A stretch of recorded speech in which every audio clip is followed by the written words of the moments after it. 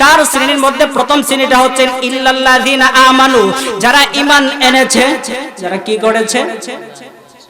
যারা ঈমান এনেছে। দ্বিতীয় নম্বরে আল্লাহ আরেকটা বলেন ইল্লাল্লাযিনা আমানু ওয়া আমিলুস সলিহাত।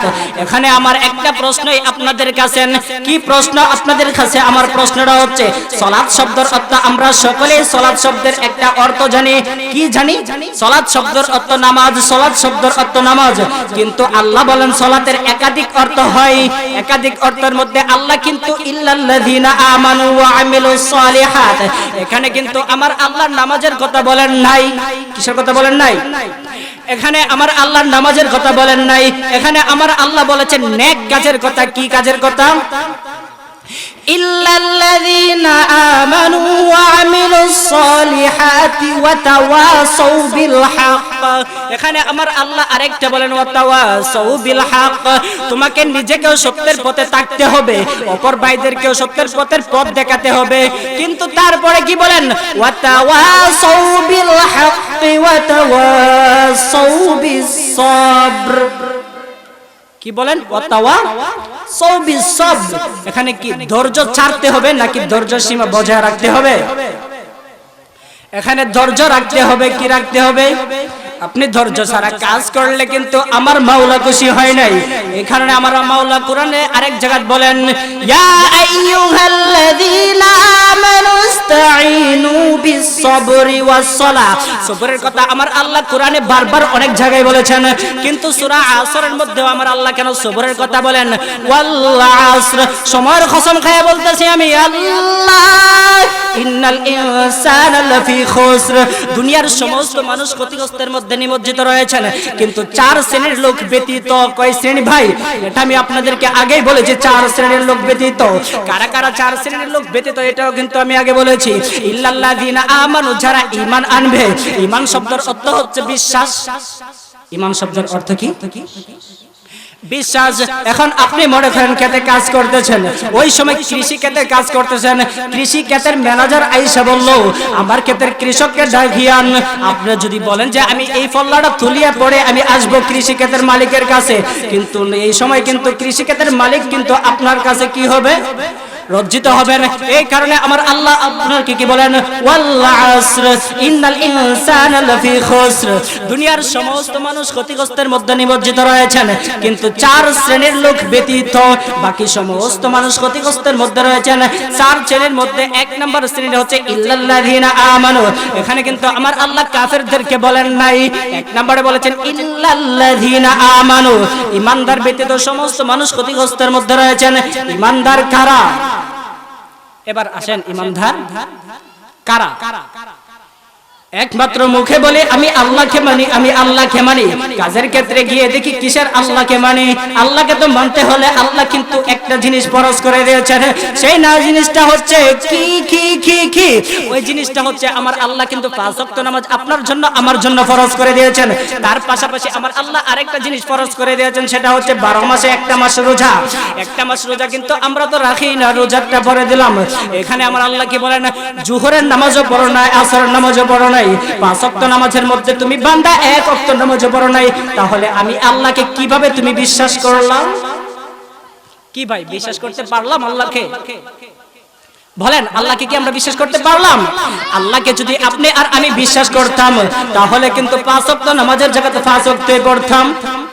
কি ভাই? পাঁচ ওয়াক্ত নামাজের জায়গায় পাঁচ ওয়াক্ত পড়তাম কিনা? এখন তো পাঁচ ওয়াক্ত পড়বো ধরার কথা। যদি এলাকার কোন হুজুর আইসা বলে যে ভাই তুমি কেন নামাজে যাও না, নামাজে যাও না, ওই সময় আমরা পাল্টা একটা উত্তর দিয়ে দেই। পাল্টা উত্তরটা দেই হচ্ছে ভাই আজকে না কালকে যাব, কালকে না পরশু যাব, আমার প্যান্ট ভালো না এই জন্য আমি নামাজে যেতে পারবো না। আল্লাহ বলেন কি? ওয়া তাওয়াসাউ বিল হাক্কি ওয়া তাওয়াসাউ বিস সাবর। তুমি যদি সবরের মধ্যে থাকতেন তাহলে তোমার কাপড় টাপড় পরে সব সময় পরিষ্কার থাকতো আর সব সময় পাক থাকতো।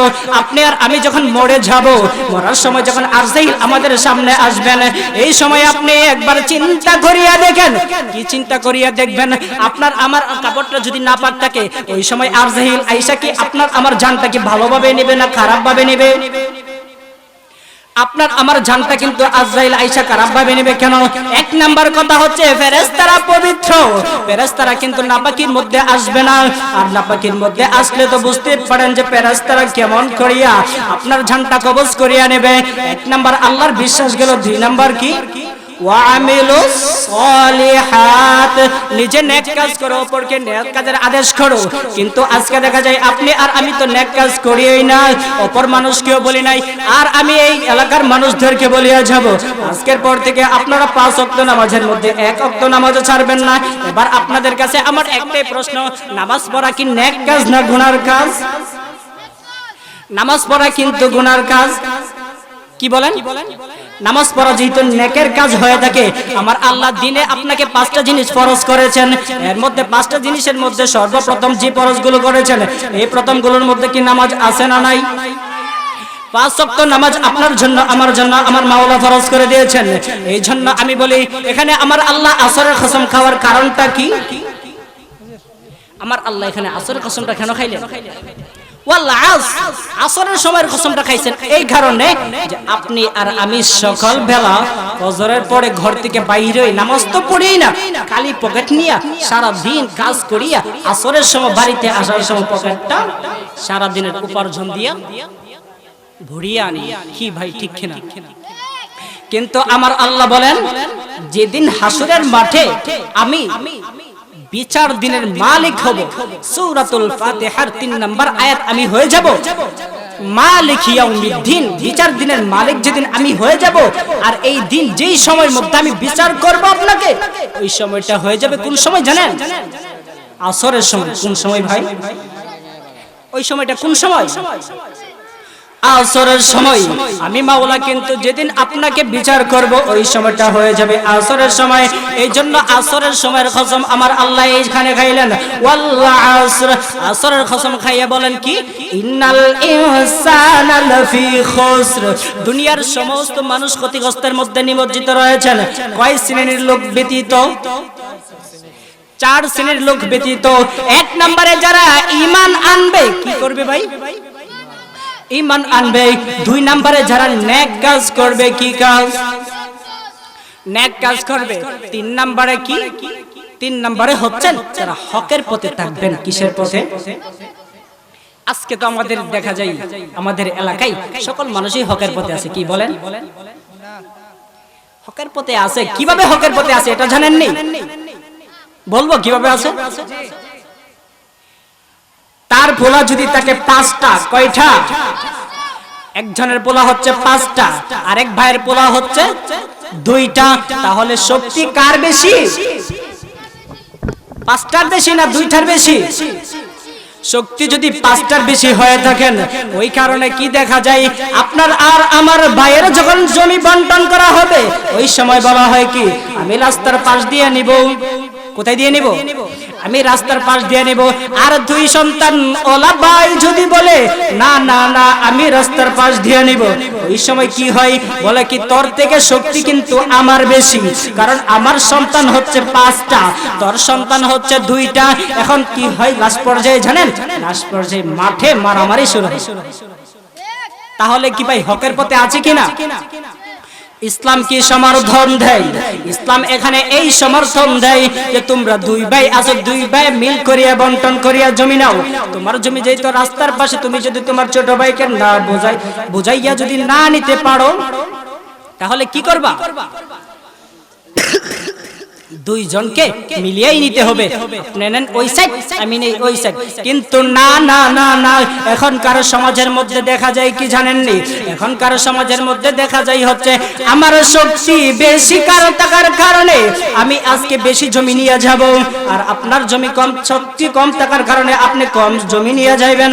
কিন্তু ওই সময় দেখা যায় 2 ভাইয়ের মধ্যে ঝগড়া লাগিয়া ছোট ভাই হইতে মারা যায়, নয়তো বা বড় ভাই মারা যায়। বড় ভাই মারা যাওয়ার পরে কি হয়?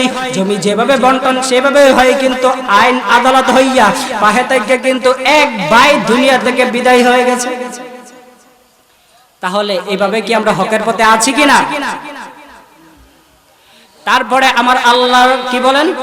ওয়াতাওয়াসাউ বিস সাবর। কি বলেন? ওয়াতাওয়াসাউ বিস সব। এখানে আরেকটা কি বলেন? সবুর ধারণ করো। কি করো? নিজে সবুর ধারণ করো, পাশাপাশি আরেকজনকেও সবুর ধারণ করার কি করো? মন মানসিকতা বানাইয়া দাও। আপনি আরেকজনকেও বলেন সবুর ধারণ করার জন্য, কিন্তু না না না, নিজেই তো করি না, মানুষকে কি বলবো? এই জন্য আল্লাহর নবী যখন দুনিয়া থেকে বিদায় হয়ে যাবে, কি হয়ে যাবে? আল্লাহর নবী যখন দুনিয়া থেকে বিদায় হয়ে যাবে, ওই সময় আল্লাহর নবীর পুরো শরীরের মধ্যে অসুস্থতা হয়ে গেলেন। কেমন ভাবে অসুস্থতা? অনেক অসুস্থতা। এটা কিন্তু আপনিও জানেন, আমিও জানি, আমরা সকলেই জানি যে আল্লাহর নবী মারা যাওয়ার অবস্থা খালেন, কিন্তু তার পুরো শরীর অসুস্থ হয়ে গেলেন। কিন্তু ওই সময় আপনার আমার মায়ার নবী কি করলেন?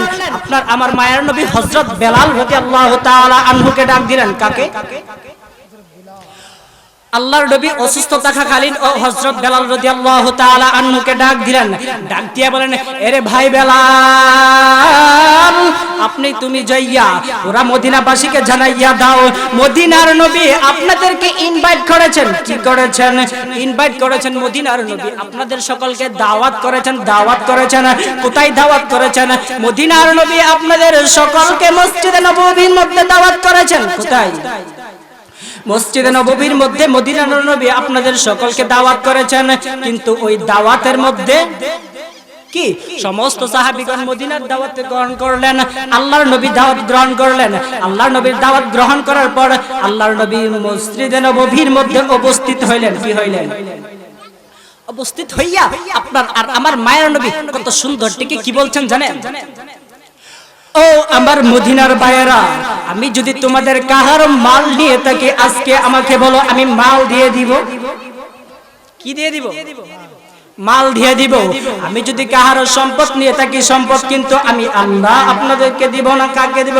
কে বলেছেন এই কথাটা? বলেছেন আর কাহার কাছ থেকে কোনো টাকা পয়সা নিয়ে থাকি, আজকে আমাকে বলো, আমি তোমাদেরকে টাকা পয়সা দিয়ে দিব। আমি যদি কাহাকে একটা গালি দিয়ে থাকি, আজকে দাঁড়াইয়া আমাকে একটা গালি দাও। আমি যদি কাহার উপর হাত তুলে থাকি, মানে মারধর করিয়া থাকি, তাহলে আজকে দাঁড়াইয়া বলো, নয়তোবা আজকে দাঁড়াইয়া আমাকেও আঘাত করো। কিন্তু ওই সময় কোন সাহাবীর মনে এই ইয়া নাই যে আমি আল্লাহর নবীকে আঘাত করব। আরে ভাই, কেউ তো সাহস পাচ্ছেন না, দূরের কথা, কেউ দাঁড়াই না। আর সমস্ত সাহাবীগণ একত্রিত হইয়া ওই সময় কি বলেন?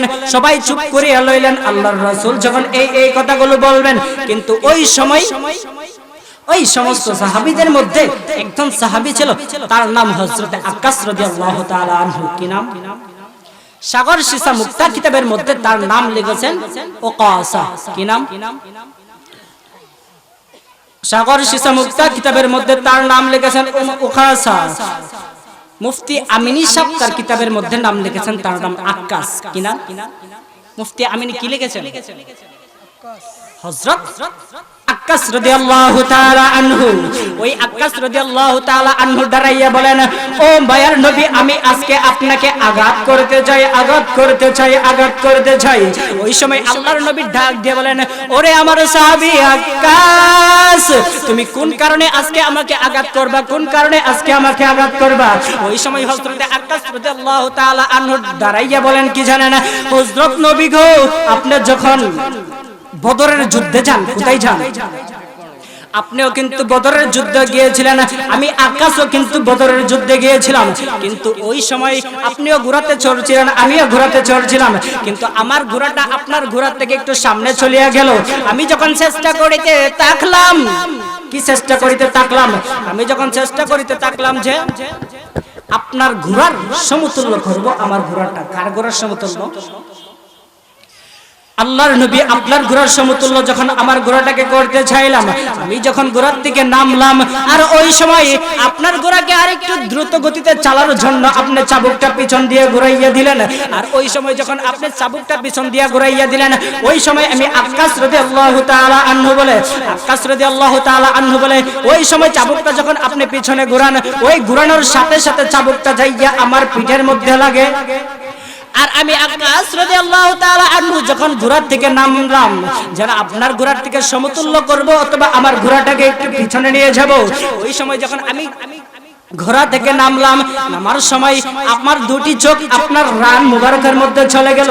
কোথায় কোথায় চলে গেল? রান মুবারকের মধ্যে চলে গেল। আর ওই সময় আপনার আর আমার কি মনে হবে?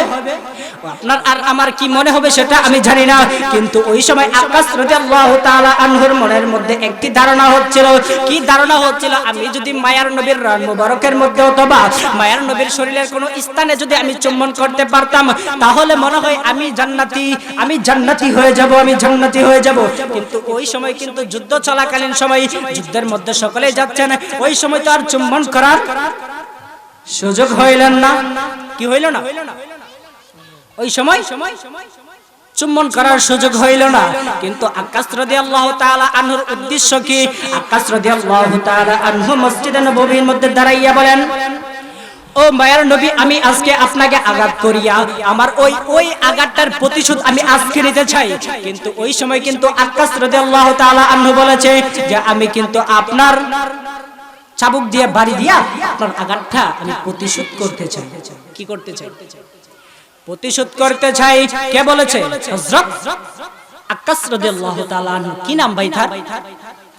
হযরতে আকাশ রাদিয়াল্লাহু তাআলা আনহু যখন এই কথাটা বললেন যে আমি ওই সময় আঘাতটা করতে চাই, কিন্তু ওই সময় মায়ার নবী ডাক দিয়ে বলেন, আকাশ আর দেরি করিও না, তুমি চাবুক আনিয়া আমাকে আঘাত করো, চাবুক আনিয়া আঘাত করো। আর ওই সময় আকাশ রাদিয়াল্লাহু তাআলা আনহু কি বলে জানেননি? আকাশ রাদিয়াল্লাহু তাআলা আনহু ডাক দিয়ে বলেন, ও মায়ার নবী গো, আমি কিন্তু আপনাকে আঘাত করব চাবুক দিয়া, কিন্তু আমি চাই না আমার চাবুক দিয়ে আমি আপনাকে আঘাত করি। কেবল আপনি যেই চাবুক দিয়ে আমাকে আঘাত করেছিলেন, আমি কিন্তু আপনাকে ওই চাবুক দিয়ে আঘাত করতে চাই। কোন চাবুক দিয়ে ভাই? আল্লাহর নবী বদরে যুদ্ধে যাওয়ার সময় আকাশ রাদিয়াল্লাহু তাআলা আনহুর শরীরের মধ্যে যেই চাবুকটা লেগেছিলেন, ওই চাবুক দিয়ে কিন্তু আকাশ রাদিয়াল্লাহু তাআলা আনহু আঘাত করতে চাই কাকে? আল্লাহর নবীকে। কিন্তু ওই সময় সমস্ত সাহাবীগণ দাঁড়াইয়া বলেন, ও আকাশ, তুমি তো মায়ার নবীর উম্মত, আমরাও তো মায়ার নবীর উম্মত, কিন্তু তুমি কি করে পারবা? তুমি কি করে পারবা মায়ার নবীকে আঘাত করতে? কিন্তু আকাশ ডাক দিয়া বলেন, মায়ার নবীকে আমি আজকে আঘাত করবই। আপনারা যেটা বলেন সেটাই বলতে থাকেন, আমি কিন্তু মায়ার নবীকে আঘাত করব। কাকে আঘাত করবেন? মায়ার নবীকে আমি আঘাত করব। সমস্ত সাহাবীগণ রিকোয়েস্ট করলেন, কিন্তু কাহার রিকোয়েস্ট কবুল হলো না। কিন্তু আকাশ রাদিয়াল্লাহু তাআলা আনহু যখন ওই কথা বলতে থাকলেন, ওই সময় আপনার মায়ার নবী ডাক দিয়ে বলেন, ও বেলাল, যাও দৌড়াইয়া আমার ঘরের ভিতরে যাও। আমার ঘরের ভিতরে যাইয়া দেখো আমার মেয়ে হযরত ফাতেমা আছে। আমার মেয়ে কে আছে? আমরা সকলেই জানি আল্লাহর নবীর মেয়ের নাম ছিল কি? ফাতেমা। কি নাম ছিলেন? ওই ঘরের ভিতরে যাইয়া দেখো আমার মেয়ে ফাতেমা আছে। আকাশ রাদিয়াল্লাহু তাআলা আনহু যাবেন কি যাবেন না? এক পাও সামনে দেই আর এক পাও পিছে দেই। খুব কষ্ট করিয়া আকাশ রাদিয়াল্লাহু তাআলা আনহু যেহেতু বলেছে ওই চাবুক দিয়ে আঘাত করবে, ওই চাবুক দিয়ে আঘাত করবে। আর আল্লাহর নবী বেলালকে আদেশ করেছেন, এখন তো বেলালকে যেতেই হবে। এই সময় বেলাল রাদিয়াল্লাহু তাআলা আনহু আস্তে আস্তে ফাতেমা রাদিয়াল্লাহু তাআলা আনহার কাছে চলিয়া গেলেন। কোথায় চলিয়ে গেলেন? ফাতেমা রাদিয়াল্লাহু তাআলা আনহার কাছে যখন আল্লাহর নবীর আদেশ করা সাহাবী হযরত বেলাল রাদিয়াল্লাহু তাআলা আনহু চলে গেলেন, ওই সময় যাইয়া ফাতেমা রাদিয়াল্লাহু তাআলা আনহার কাছে বেলাল রাদিয়াল্লাহু তাআলা আনহু যে বলবেন, কি বলবেন? চাবুকটা দাও। আকাশ রাদিয়াল্লাহু তাআলা আনহু, আপনার আমাদের ভাই আকাশ আল্লাহর নবীকে আজকে আঘাত করিয়া প্রতিশোধ নিতে চাই। কি নিতে চাই? প্রতিশোধ নিতে চাই। তাই আপনার আজকে চাবুকটা দিয়ে দাও। কোন চাবুক? আল্লাহর নবী যখন যুদ্ধে যাইতেন, যুদ্ধের সময় ঘোড়ার ক্ষেত্রে যেই চাবুকটা ব্যবহার করতেন, ওই চাবুকটা আজকে দিয়ে দাও। খুব কাঁদতে বললেন, ওই চাবুকটা দিয়ে দাও। ওই সময় ফাতেমা রাদিয়াল্লাহু তাআলা আনহু ডাক দিয়ে বলেন, কি বলেন জানেননি? আমার আব্বু তো অসুস্থ। আমার আব্বু কি? ওই সময় আল্লাহর নবী কি ছিলেন? অসুস্থ ছিলেন। এ ভাই শ্বাসটা নেই। আমার আব্বু তো অসুস্থ। আমার আব্বু আজকে চাবুক দিয়ে কি করবে? চাবুক দিয়ে কি যুদ্ধতে যাবে? আমার আব্বু তো যুদ্ধে যেতে পারবে না, আমার আব্বু অসুস্থ, যুদ্ধে যাবে কিভাবে? ওই সময় হযরত বেলাল রাদিয়াল্লাহু তাআলা আনহু আম্মা জান ফাতেমা রাদিয়াল্লাহু তাআলা আনহাকে ডাক দিয়ে বলেন, আল্লাহর নবী যুদ্ধে যাবে না, যুদ্ধে যাবে না, যুদ্ধে যাবে না। তাহলে ফাতেমা রাদিয়াল্লাহু তাআলা আনহু বললেন, তাহলে চাবুক দিয়া কি করবে? প্রশ্ন তো আসেই, আল্লাহর নবী যুদ্ধের চাবুক চাওয়া মানে কি আল্লাহর নবী যুদ্ধে যাবে, কিন্তু আল্লাহর নবী যুদ্ধেও যেতে পারবে না, অসুস্থতা, তাহলে চাবুক দিয়া কি করবে? ওই সময় বেলাল রাদিয়াল্লাহু তাআলা আনহু বলেন, একজন সাহাবী আছে তার নাম হচ্ছে আক্কাস রাদিয়াল্লাহু তাআলা আনহু। ওই আক্কাস নাকি আল্লাহর নবী যখন আপনার আব্বু যখন বদরের যুদ্ধে যায়, বদরের যুদ্ধে যাওয়ার সময় এক ক্ষেত্রে না এক ক্ষেত্রে নাকি তার পিঠের মধ্যে আল্লাহর নবীর চাবুকটা লেগেছিল, আর আজকে ওই চাবুকটার আঘাত প্রতিশোধ নিতে যায়। তাই আল্লাহর নবীকে আজকে ওই চাবুকটা দিয়ে আক্কাস আঘাত করবে। কি করবে? আজকে ওই চাবুকটা দিয়ে আক্কাস আঘাত করবে। আর ওই সময় ফাতেমা রাদিয়াল্লাহু তাআলা আনহা ডাক দিয়ে বলে, রে ভাই বেলাল, তুইও তো মায়ার নবীর সাহাবী, তোমরা থাকতে যাতে আমার আব্বুর শরীরে কোনো আঘাত না লাগে। এক পর্যায়ে বেলাল রাদিয়াল্লাহু তাআলা আনহু চাবুকটা নিয়ে আল্লাহর নবীর কাছে চলিয়ে গেলেন। আর আল্লাহর নবীর কাছে চলিয়ে যাওয়ার পর কিন্তু আল্লাহর নবী হযরত আক্কাস রাদিয়াল্লাহু তাআলা আনহুর কাছে ওই চাবুকটা দিয়ে দিলেন। কার কাছে? আক্কাস রাদিয়াল্লাহু তাআলা আনহুর কাছে যখন ওই চাবুকটা দিয়ে দিলেন, এবার ডাক দিয়ে বলেন, আক্কাস, তোর যত খুশি মনে চায় আমাকে আঘাত কর, আমাকে আঘাত কর, আমাকে আঘাত কর। আর ওই সময় এখানে একজন সাহাবী ছিল, খুব নরম মনের মানুষ, আপনাদের কাছে বুঝতে চাই, উমর রাদিয়াল্লাহু তাআলা আনহু। কি নাম ছিলেন? এবার আপনারাই বলেন, উমর কি নরম ছিলেন না গরম ছিলেন? কি ছিলেন উমর? উমর কিন্তু খুব গরম মনের সাহাবী ছিলেন। কে সে উমর? মদিনার মধ্যে যখন সন্তান বাবুরা, বাবু ছিলেন তো বাচ্চারা যখন না ঘুমাইতেন, তখন কিন্তু ওই সময় সন্তানের মা ডাক দিয়ে বলতেন, উমর আসছে, উমর আসছে, উমর আসছে। আর ওই উমরের ভয়ে প্রতিটি সন্তান ঘুমিয়ে যেতেন। সন্তানরা কি বোঝে, সন্তানরা কি বোঝে? সন্তানরা আর কিছু বোঝে না, জানে উমর একজন গরম মনের মানুষ, জানি না কি হয়, জানি না কি হয়। আর ওই আনহু ছিলেন উমর রাদিয়াল্লাহু তাআলা আনহু। এদিন ডাক দিয়ে বলে, আরে আক্কাস, তোর যত খুশি আঘাত করার মনে চায় তুই আমাকে আঘাত কর, আমাকে আঘাত কর। আলী ডাক দিয়ে বলে, তোর যত খুশি আঘাত করার মনে চায় আমাকে কর। উসমান ডাক দিয়ে বলে, তোর যত খুশি আঘাত করার মনে চায় আমাকে কর। হাসান আর হুসাইন ডাক দিয়ে বলে, আমার নানার গায়ে কিন্তু আঘাত করিও না, আমাকে আঘাত করো, আমাকে আঘাত করো। কিন্তু ওই সময় আক্কাস রাদিয়াল্লাহু তাআলা আনহু ডাক দিয়ে বলেন, না না না না না, আজকে তোমরা যেই কথা বলো না কেন, আমি কিন্তু আর কাউকে আঘাত করব না, আমি আর কাউকে আঘাত করব না, আমি কেবল মুহাম্মদকে আঘাত করব, মায়ার নবীকে আঘাত করব, মায়ার নবীকে আঘাত করব। আর ওই সময় সাহাবীদের মন কিন্তু ভেঙে চুরমার হয়ে যায়, তাদের চোখে শুধু কান্না আর কান্না। আজকে আক্কাস এটা কি করবে, এটা কি করবে, এটা কি করবে? কিন্তু আক্কাসের কথা একটাই, আমি মায়ার নবীকে আঘাত করব, আমি মায়ার নবীকে আঘাত করব। এখন আপনাদের কাছে আমার একটাই প্রশ্ন, আক্কাসের মূলত মনের ধারণা কি আঘাত করবে না চুম্বন করবে? আক্কাসের মনের ধারণা হচ্ছে চুম্বন করবে, চুম্বন করবে। এটা কিন্তু আর কেউ বুঝতে পারেনি, সেটা শুধু আক্কাসই বুঝতে পেরেছেন। আর ওই সময় আক্কাস রাদিয়াল্লাহু তাআলা আনহু কি বলে?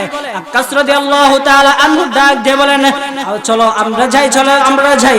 কোথায় যাই? মায়ার নবীকে আঘাত করতে যখন আক্কাস রাদিয়াল্লাহু তাআলা আনহু গেলেন, আর ওই সময় সমস্ত সাহাবীগণ কিন্তু মাটিতে গইরায় গইরায় কাঁদতে কাঁদতে একজন ক্রন্দন করতে করতে করতে করতে বেহুশ হয়ে চলে যায়, অজ্ঞান হয়ে চলে যায়। কিন্তু না না না না না, আক্কাস রাদিয়াল্লাহু তাআলা আনহুর কথা একটাই, আমি মায়ার নবীকে আঘাত করব, আমি মায়ার নবীকে আঘাত করব, আমি মায়ার নবীকে আঘাত করব। কিন্তু প্রকৃতপক্ষে আক্কাস রাদিয়াল্লাহু তাআলা আনহুর ধারণা হচ্ছে মায়ার নবীকে আঘাত করে না। আক্কাস রাদিয়াল্লাহু তাআলা আনহুর মনের ধারণা হচ্ছে মায়ার নবীকে চুম্বন করবে, চুম্বন করবে, চুম্বন করবে। কারণ মায়ার নবীকে 14 বছর আগে বদরের যুদ্ধে গিয়েছিল। কত বছর আগে ভাই? 14 বছর আগে বদরের যুদ্ধে চলে যায়। আর ওই 14 বছর পরে যেহেতু একটা সুযোগ পেয়েছে মায়ার নবীকে চুম্বন করার, যেহেতু একটা সুযোগ পেয়েছে, আক্কাস রাদিয়াল্লাহু তাআলা আনহু ডাক দিয়ে বলেন, আমি এই সুযোগটা আর অপচয় করতে চাই না, অপচয় করতে চাই না। কেবল আমার মনের আশাগুলো আমি পূরণ করিয়েই ছাড়বো, পূরণ করিয়েই ছাড়বো। কিন্তু ওই সময় আক্কাস রাদিয়াল্লাহু তাআলা আনহু যখন চলে গেলেন, আঘাত করবেন আল্লাহর রাসূলের মুখোমুখি হলেন। আর ওই সময় ঘরের ভিতরে সমস্ত সাহাবীগণ তো মাটিতে গইরে গইরে কাঁদছে, কাঁদে কাঁদে বলে আক্কাস রে তোর কি একটু মায়া হয় না, মায়া হয় না? আর ওই সময় আক্কাস রাদিয়াল্লাহু তাআলা আনহু ডাক দিয়ে কি বলে, আক্কাস রাদিয়াল্লাহু তাআলা আনহু ডাক দিয়ে বলে আপনারা যে যেটাই বলেন না কেন আমি কিন্তু কেবল মায়ার নবীকেই আঘাত করব, মায়ার নবীকেই আঘাত করব, আমি মায়ার নবীকেই আঘাত করব, আমি আর কিছু বুঝি না, আমি মায়ার নবীকেই আঘাত করব। কিন্তু ওই সময় আপনার আর আমার মায়ার নবী ডাক দিয়ে বেলা আক্কাসকে কি বললেন, আপনার আর আমার মায়ার নবী ডাক দিয়ে আক্কাসকে বললেন, ও আক্কাস তুমি কিন্তু যদি আমাকে এখানে আঘাত করো তাহলে আমার সাহাবীগণদের মনের মধ্যে অনেক কষ্ট লাগবে, অনেক কষ্ট লাগবে, কিন্তু আমার সাহাবীগণ কিন্তু বরদাস্ত করতে পারবে না, আমার সাহাবীগণ কিন্তু সহ্য করতে পারবে না, তুমি কেবল চলো আমার সাথে আমার ঘরে চলো। কোথায় চলতে বলেছেন ভাই? আল্লাহর নবী ডাক দিয়ে বলে আক্কাস তুমি আমার সাথে আমার ঘরে চলো, আমার সাথে আমার ঘরে চলো। আর ওই সময় আল্লাহর নবী ছিলেন সামনে, আক্কাস ছিলেন পিছনে। আল্লাহর নবী আগে আগে হেঁটতেছেন আর আক্কাস রাদিয়াল্লাহু তাআলা আনহু পিছে পিছে চলে যাচ্ছেন। কোথায়? মায়ার নবীর ঘরের ভিতরে চলে গিয়ে মায়ার নবীকে আঘাত করবে, মায়ার নবীকে আঘাত করবে। আর এই দিক দিয়ে কিন্তু সমস্ত সাহাবীগণ কাঁদতে কাঁদতে একজন বেহুশ, এখানে কিন্তু ওমর, আলী, ওসমান রাদিয়াল্লাহু তাআলা আনহু তারা সকলেই ছিলেন, হাসান আর হুসাইনও ছিলেন, কিন্তু তাদের কোনো কথা কাম হয় না। ঘরের ভিতরে যাওয়ার আগে আক্কাস রাদিয়াল্লাহু তাআলা আনহু যেহেতু আঘাত করবে। আর ওই সময় মায়ার নবী সাহাবীগণদেরকে সান্ত্বনা দেওয়ার জন্য একটা কথাই বলে গেছে। কি কথা শুনবেন নি? হো আমার সাহাবীগণ তোমরা কি চাও যে আমি মায়ার নবী আল্লাহর খাট ঘরে দাঁড়াই? কি বললেন? তোমরা কি চাও যে আমি মায়ার নবী আল্লাহর খাট ঘরে দাঁড়াইয়া আসামি হব? ওই কথা বলিয়া সাহাবীগণদেরকে কিন্তু সান্ত্বনা দিয়া আল্লাহর নবী ওই ঘরের ভিতরে চলে গেলেন। আর আল্লাহর নবী ওই ঘরের ভিতরে যাওয়া গেলেন, আক্কাস রাদিয়াল্লাহু তাআলা আনহু কিন্তু পিছন পিছন ওই ঘরে চলে গেল। কোথায় চলে গেল? আল্লাহর নবীর ঘরে। আর আক্কাস রাদিয়াল্লাহু তাআলা আনহু আল্লাহর নবীর ঘরে যাওয়ার পর ডাক দিয়ে বলেন, রে আল্লাহর নবী আপনি যেদিন আমাকে আঘাত করেন ওই সময় কিন্তু আমার শরীরে কাপড় ছিল না। কি ছিল না ভাই? আমার শরীরে কিন্তু কোনো কাপড় ছিল না, কারণ আমার শরীরটা ছিল উদাম। আর আজকে আমি আপনাকে আঘাত করব কাপড়ের উপর দিয়ে, সেটা হতে পারে না, সেটা হতে পারে না, কেবল আপনিও কাপড় খুলিয়া নিন। আর এই কথা শুনিয়া কিন্তু মায়ার নবীর সাহাবীগণ আরো বেশি চিন্তিত, আরো বেশি চিন্তিত। জানি না আজকে আক্কাস রাদিয়াল্লাহু তাআলা আনহু কি বলে, আক্কাস রাদিয়াল্লাহু তাআলা আনহু কি বলে। আর ওই সময় ডাক দিয়ে এক সাহাবী বলেন, আরে আক্কাস তুমি কি জানো না মায়ার নবীর মা নাই, বাবা নাই? আমার আর আপনার নবী কিন্তু ছিলেন এতিম নবী, নবীর মা নাই, বাবা নাই। আর ওই নবীকে তুমি কি করে আঘাত করবা? কারণ তুমিও তো নবীর উম্মত, আমিও তো নবীর উম্মত, তুমিও তো সাহাবী, আমরাও তো সাহাবী, তুমি আঘাত করবে সেটা কিন্তু আমাদের সহ্য হয় না, সহ্য হয় না। কিন্তু ওই সময় আক্কাসের কথা একটাই ছিল, আমি মায়ের নবীকে আঘাত করব, আঘাত করব। লাস্ট পর্যায়ে যখন ওই ঘরের ভিতরে চলে গেলেন আক্কাস রাদিয়াল্লাহু তাআলা আনহু আর মায়ার নবী, আর ওই কথাটা বলার সাথে সাথে যখন বললেন যে আপনি যখন আমাকে আঘাত করেন ওই সময় কিন্তু আমার শরীরে কাপড় ছিল না, আর আজকে আমিও আপনাকে আঘাত করতে চাই, আর আঘাত করি বলে আপনার শরীরে কাপড় থাকবো, সেটা হতে পারে না, পারে না, পারে না, কেবল আপনিও কাপড়গুলো খুলিয়া নিন। আর আল্লাহর নবী ওই আক্কাসের কথা অনুযায়ী সমস্ত কাপড়গুলো খুলিয়া নিল। আর ওই কাপড়গুলো খোলার সাথে সাথে কিন্তু আক্কাস রাদিয়াল্লাহু তাআলা আনহু আল্লাহর নবীর মোহরে নবুয়তের মধ্যে একটি চুম্বন করিয়া দিলেন। কি করিয়া দিলেন? আক্কাস রাদিয়াল্লাহু তাআলা আনহু আল্লাহর নবীর মোহরে নবুয়তের মধ্যে একটি চুম্বন করিয়া দিলেন। আর ওই সময় আপনার আর আমার মায়ের নবী ডাক দিয়ে বলেন, ও মদিনার সাহাবীরা তোমরা দেখো একজন এখানে জান্নাতি ব্যক্তি আছে, জান্নাতি ব্যক্তি আছে। আর ওই সময় মদিনার সাহাবীগণ যারা উপস্থিত ছিলেন সমস্ত সাহাবী কিন্তু উপস্থিত ছিলেন। আর ওই সাহাবীগণ উপস্থিত থাকিয়া যখন ওই কথা ছিলেন সে জান্নাতি, সে জান্নাতি, সে জান্নাতি। কে জান্নাতি? আক্কাস রাদিয়াল্লাহু তাআলা আনহু মায়ের নবীকে আঘাতের বদল চুম্বন করিয়া হলেন সে জান্নাতি, সে জান্নাতি। আর যখন আল্লাহর নবী ডাক দিয়ে বলেন তোমরা তাকিয়ে দেখো সে জান্নাতি, সে জান্নাতি। আর সমস্ত সাহাবীগণ দৌড়াইয়া আল্লাহর নবীর ঘরের মধ্যে চলিয়া গেলেন। আল্লাহর নবীর ঘরের মধ্যে চলিয়া যাইয়া বলেন আল্লাহর নবীকে বলেন মায়ার নবীকে আপনি একটু বলেন না, আপনি একটু বলেন না, কি বলবো কি বলবো কি বলবো। মায়ার নবীকে আপনি একটু বলেন কে জান্নাতি, কে জান্নাতি, কে জান্নাতি।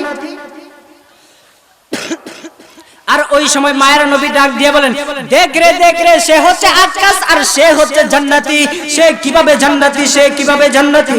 সে আজকে আমাকে আঘাত করার বদলে, আজকে আমাকে আঘাত করার বদলে সে আজকে আমার মধ্যে চুম্বন খাইয়া তার 14 বছর আগের মনের সাধনা আজকে মিটাইয়া দিছে আমার মোহরে নবুয়তের মধ্যে চুম্বন খাইয়া।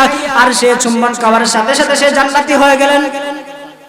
আর ওই সময় সমস্ত সাহাবীগণ আল্লাহর নবীকে চুম্বন না করিয়া আক্কাস রাদিয়াল্লাহু তাআলা আনহুকে চুম্বন করতে থাকলেন। আক্কাস রাদিয়াল্লাহু তাআলা আনহুকে চুম্বন করতে থাকলেন।